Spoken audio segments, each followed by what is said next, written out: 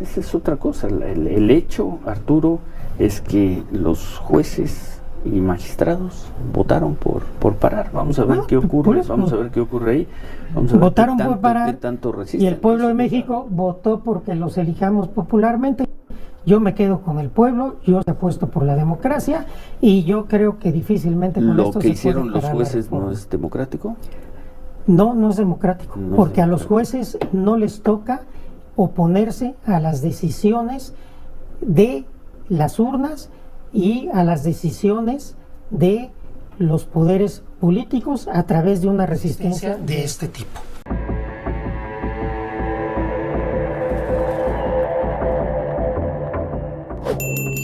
Amigos y amigas, que tengan excelente día. Mira cómo Arturo Saldívar le pone tremenda pela a Ciro Gómez Leiva y barre con Norma Piña. Antes de poner la información, los invitamos a que nos ayuden a compartir este video en todas sus redes sociales, que activen la campanita de notificaciones y que nos regalen un like.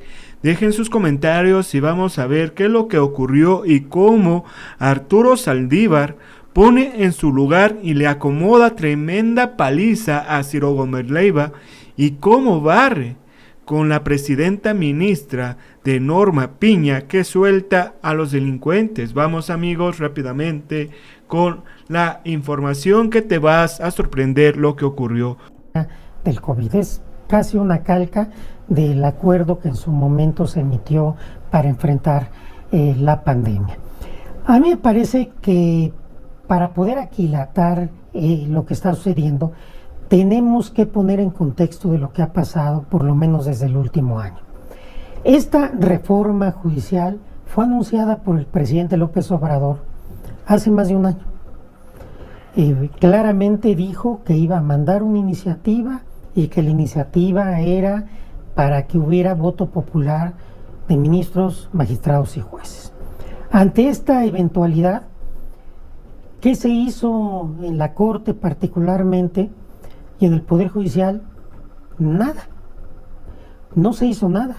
No se buscó un acercamiento, dialogar, averiguar cómo podía venir la iniciativa. Incluso, como ya lo dije en alguna ocasión en esta misma mesa, se convocaron a foros el año pasado en el Congreso de la Unión, se invitó a la ministra presidenta a asistir y decidió no asistir, y el Poder Judicial decidió no participar, con una actitud que me parece quizás soberbia, arrogante, que la ha caracterizado en los últimos tiempos a la propia Corte y a la presidenta. Nosotros no participamos, nosotros somos un poder independiente, somos la Corte, estamos más allá de todos, no participamos.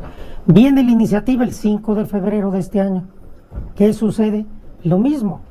La Corte apuesta, la presidenta de la Corte apuesta que la reforma es electorera, que no se va a aprobar.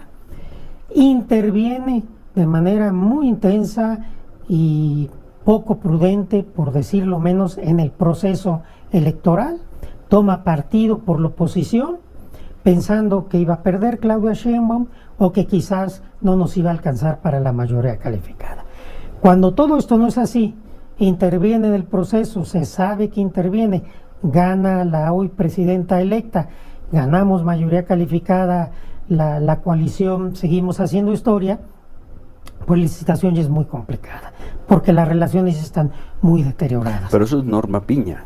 Norma Piña, sí. Pero es que es muy importante, porque Norma Piña dejó sin liderazgo al Poder Judicial, dejó huérfanos a jueces y magistrados y trabajadores. A ella le correspondía, como representante del Poder Judicial, llevar a cabo las negociaciones y la defensa de jueces y magistrados. Lo que hoy hacen, desde mi punto de vista, los jueces y magistrados, es en la orfandad, al no haber encontrado nadie que estuviera generando el diálogo político que se debe haber hecho desde hace mucho. Vamos a conceder eso, Arturo, sí, tu razonamiento. Pero ayer los jueces soberanos, independientes, adultos, informados, votaron. Sí, pero el contexto, cómo llegaron a votar eso, es derivado de que realmente, desde su punto de vista, sienten que las alternativas para poder gestionar esta reforma se han agotado. Y ellos han dicho... Perdón, yo no he sí, escuchado a un solo juez o a un solo magistrado decir eso en público. ¿Qué? Yo no... Que están en la orfandad, que no los informaron. Sí, yo no he escuchado, sí, trabajo sí, periodístico, sí, a un juez, sí, a uno solo, sí, o a un magistrado decir lo que tú estás diciendo. Yo estoy haciendo el análisis, basta ver lo que hizo y no hizo Norma Piña, lo que hizo y no hizo la Corte. Estamos en un paro y apenas hoy la Corte va a sesionar en privado. Ya se les adelantaron los jueces y los magistrados, ya se les adelantaron los trabajadores. Y cuando hay una institución donde tiene que haber alguien que tenga el liderazgo y no hay piloto, pasan las cosas que están pasando, la verdad. Ahora, dicen los magistrados y jueces, a quienes yo les tengo mucho respeto, los diálogos fueron una simulación. Yo no creo que hayan sido una simulación, los foros. Se dijo siempre por los legisladores que había dos aspectos de la reforma que no iban a ser negociables, porque había un mandato popular. El primero, la votación popular de jueces y magistrados y ministros. Segundo, la separación o la reconfiguración del Consejo de la Judicatura Federal. Eso se dijo desde un inicio. Concediendo que los foros partieron de ese supuesto, prácticamente en todos los foros estuvieron representantes del Poder Judicial Federal y también de poderes judiciales de los estados. Y sí se hicieron en el dictamen importantes modificaciones que, claro, no cambian la esencia, porque desde el principio los legisladores fueron muy claros el tema de la elección popular. A mí me parece comprensible que los jueces y magistrados pues estén muy preocupados por esta situación, pero yo me pregunto cuál es la intención o cuáles son los objetivos o cuál es la estrategia que hay atrás de este paro. Supongo que tuvieron que haberlo analizado, haberlo replanteado. Supongo que la ministra Piña estaba enterada, pues es la presidenta de la Corte. ¿O no, Arturo? Pero aquí el tema, pues no? si no es peor, Pues aquí el tema es lo siguiente. ¿Qué objetivos pueden tener? A ver, si hacemos un análisis así breve. Sí. Creo que un primer objetivo es llamar la atención en el extranjero. Generar un ánimo de desprestigio del gobierno saliente, del gobierno entrante, de la propia reforma, poner en duda que si el Estado de Derecho, si la democracia, impactar en los mercados para que desde ahí venga una presión. Si me permites interrumpirte, sí, el jueves estuvo sentado ahí un juez federal, el juez sí, Gómez Fierro, sí, y nos dijo que su objetivo, su primer objetivo, era oponerse a que lo destituyeran, a que dejara de ser juez por el hecho de ser juez. Esa es la reforma, Arturo. ¿Por qué empezamos a hablar de mercados internacionales? Es que ellos, los paros, como jueces, la reforma, según entendemos, en el 2027, que será la elección de jueces, pero el 25 serán vacantes, ¿no? No, es la mitad. De magistrados. La mitad de jueces, magistrados, de ministros. No es nada más de magistrados. Bueno, lo que sea, en el 25, sí, más a mi favor en este argumento. Van a dejar de ser jueces por el simple hecho de ser jueces. A ver, déjame terminar. ¿Qué tienen que ver los mercados internacionales? A ver, obviamente lo que ellos buscan es que no pase la reforma judicial, pero cuando haces un paro, lo haces con qué objetivo. ¿Por qué el paro va a impedir la reforma? Nos los dijo la presidenta de la asociación, echar abajo la reforma. Pero ¿cómo puedes echar abajo una reforma con un paro? Primero, creo yo que el objetivo es hacia el exterior, buscar presiones externas hacia el proceso legislativo mexicano. Creo que ese es un primer objetivo, hacia el exterior, que me parece pues al menos delicado. Esa es mi lectura, porque tú haces un paro para que no haya una reforma, porque buscas que pasen cosas que impidan la reforma. Ellos nos dicen, con los que hemos hablado, y en público, no en privado, en público, nos dicen porque nos quieren sacar de nuestro trabajo. A ver, no sé por si no me estoy explicando. A ver, tenemos que hacer una pausa. 8:20, volvemos.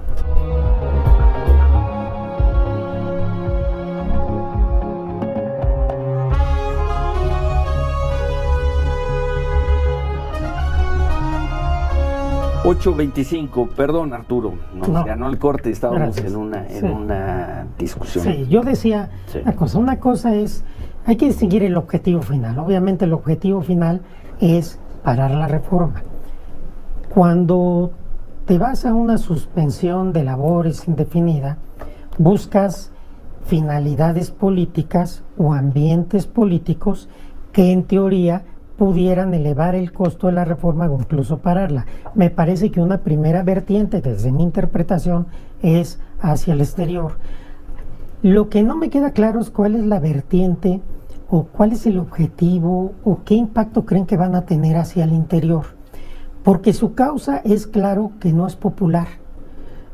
Es una causa totalmente impopular, quedó clarísima en la votación del 2 de junio. Depende cuál tomemos, ¿no? Bueno, 36 millones de votos podemos o podemos 54 tomar, a ¿no? 46 en las legislativas. Pero Depende sí, pero- qué dato tomemos. Pero Depende el qué dato proyecto, tomemos. el proyecto de Claudia 46% Sheinbaum de la población. Sí. Fue rotundo apoyo, 36 millones de votos. Sí, ella. Entonces, los pero legislativos fueron en su bastante programa, menos, sí. en su programa estaba esta Sí, reforma sí, judicial. sí. Consecuentemente, a mí me parece que el limitar el acceso a la justicia de la gente no les va a generar apoyo popular. Desde mi punto de vista va a generar un mayor repudio popular. Lo veremos. No sé qué es lo que espera, no sé qué cálculo hicieron, cuánto piensan que puede durar la justicia semiparalizada en México. Esto solamente pasó en la pandemia y durante un breve tiempo, porque después se abrió mucho más que lo que ¿Y ahora les piensan. van a seguir pagando? No sé, por ejemplo, jueces y magistrados no tienen derecho a huelga. Entonces, Esto no es una huelga. Esto no, es un de paro. actividades. No van a estar trabajando. Se les va a seguir pagando porque ellos decidieron no trabajar. Esta es una cuestión que tendrá que decidir el Consejo de la Judicatura Federal. ¿Se les paga? ¿No se les paga? Cuando no están ejerciendo un derecho, hay que tenerlo claro. No tienen derecho a hacer un paro. Lo están haciendo ante una situación extrema que se entiende, pero no tienen derecho a hacerlo. Eso es muy importante. No tienen derecho legal. No tienen derecho legal ni constitucional a paralizar la justicia. Ahora, en estricto sentido, el hecho de que los trabajadores estén en huelga, pues ya inhabilita la función de tribunales y juzgados. Primero, los trabajadores no están en huelga. O en Tampoco paro. puede haber Vamos a la huelga. otra parte, el Tampoco paro los de trabajadores trabajadores. pueden tener huelga. Es una función pública. Pero no están en paro todos los trabajadores. Cierto grupo de trabajadores están en paro. El sindicato mayoritario hasta este momento no lo está. Pero sí lo van a estar los jueces y magistrados. Y con eso, pues se paraliza por completo la justicia federal, salvo casos urgentes, que pues obviamente son muchos menos que los casos que se resuelven cotidianamente. Entonces, yo no sé cuáles son los cálculos que se hicieron, la verdad me cuesta trabajo tampoco. pensarlo. Creo que hay un cálculo hacia el exterior, porque además ellos también ya dijeron que van a ir a instancias internacionales, que van a ir a la Comisión Interamericana. Creo que ahí los están medio chamaqueando porque no estamos en los supuestos de urgencia para que se dicten medidas cautelares por la Comisión ¿Quién está Interamericana. chamaqueando a un juez o a un magistrado? Pues fíjate que sucede. ¿Pero Fíjate quién? que sucede. ¿Son tiene- tan ingenuos? Pues no sé tan si son tan, desinformados pues no lo sé, los pero jueces y magistrados? pues no lo sé, pero desde hace tiempo esta cuestión de ir a la Comisión Interamericana Sí. se ha socializado mucho. Tienen ahí un abogado que les cobra y han llevado muchas cosas a la Comisión Interamericana, instancias internacionales. Están en su derecho, pero el punto es que lo que sí es complicado, pues es este paro. Lo entiendo ante la falta de piloto, ante la desesperación, pero ahora ya ni siquiera quieren negociar. Ahora ya es un chantaje. Desechar. Se para, se desecha la reforma. Dudo mucho que tengan éxito, porque una votación popular y un mandato popular como el que tuvimos el 2 de junio no se puede parar por aquellos que van a ser afectados por una reforma que tiene como finalidad un cambio de régimen y un cambio de sistema. No tiene como finalidad afectar a una persona u otra. Cuando hay cambios Aunque sí los van a sociales, afectar. Sí los van a siempre que hay afectar. cambios sociales, siempre que hay cambios constitucionales, hay personas que afectados, resultan y las personas afectadas. afectadas son las que están Sí, protestando. y van a pero parar. esta reforma Sí. busca beneficiar a la mayoría del pueblo de México. Entonces, pues sí, siempre cuando se dan cambios hay quienes resultan afectados. ¿Pero usted cree que los afectados, don Arturo, no tienen dudas legítimas respecto al contenido de la reforma? Yo creo que tienen dudas legítimas. Por eso decía que desde mi punto de vista esto se deriva de prácticamente 2 años de una política ausente, iba a decir errática, ausente, de diálogo y de construcción para una reforma que ya se había anunciado. Por supuesto que tienen dudas legítimas y hay gente de la academia o de la abogacía que puede tener dudas legítimas, otras no son dudas legítimas, son defensa de intereses. Pero para eso eran los foros. Ahora, pueden decir es que en los foros ya se había decidido previamente lo de la votación, sí, pero eso se anunció hace más de un año. Por eso creo que entender todo el contexto de lo que pasó sí es importante, porque si hubiera dado una construcción distinta, a lo mejor se hubiera llegado a la misma reforma, no lo sabemos, pero a través del diálogo, de los acuerdos, de los consensos, que hoy lamentablemente ya no son posibles porque ya es una cuestión de fuerza. Ellos dicen, no nos vamos a mover, se tiene que desechar. Y bueno, desde el punto de vista del movimiento que ganó la elección, pues decimos, tenemos un mandato popular. Lo dijo el presidente López Obrador, lo ha dicho la presidenta electa, lo dijeron los legisladores, no se engañó a nadie. El presidente fue muy claro con esta reforma desde hace un año. La iniciativa se presentó el 5 de febrero. Nadie se puede llamar engaño. Creo que las cartas se jugaron abiertas desde un principio. No pueden decir es que es un albazo de reforma. Albazo fue la de Zedillo 94. Esta reforma se socializó muchísimo. Lo que pasa es que no se tomó en serio desde mi punto de vista desde el Poder Judicial. Esa es otra cosa. El hecho, Arturo, es que los jueces y magistrados votaron por parar. Vamos a ver qué ocurre, vamos a ver qué ocurre ahí. Vamos a ver votaron tanto, por parar y el pueblo de México votó porque los elijamos popularmente. Yo me quedo con el pueblo, yo apuesto por la democracia y yo creo que difícilmente con lo esto que se hicieron puede los jueces no es democrático. No es democrático, No porque es a los jueces no les toca oponerse a las decisiones de las urnas y a las decisiones de los poderes políticos a través de una resistencia de este tipo. No es el papel de los jueces decir, no nos parece una reforma porque nos afecta y no vamos a hacer nuestro trabajo. Es un movimiento que pudiéramos aceptar que tiene explicación, pero no, la democracia está en otro lado. A los jueces no les toca tomar un papel como el que están tomando ahorita. Entiendo que ante la orfandad no les quedó otra alternativa. Pero, ¿qué tiene que ver la orfandad? Tiene mucho que ver, Ciro. Tiene muchísimo que ver. Un juez es una persona preparada, un magistrado. Sí, nada más. Con voluntad, por supuesto, con capacidad de decisión.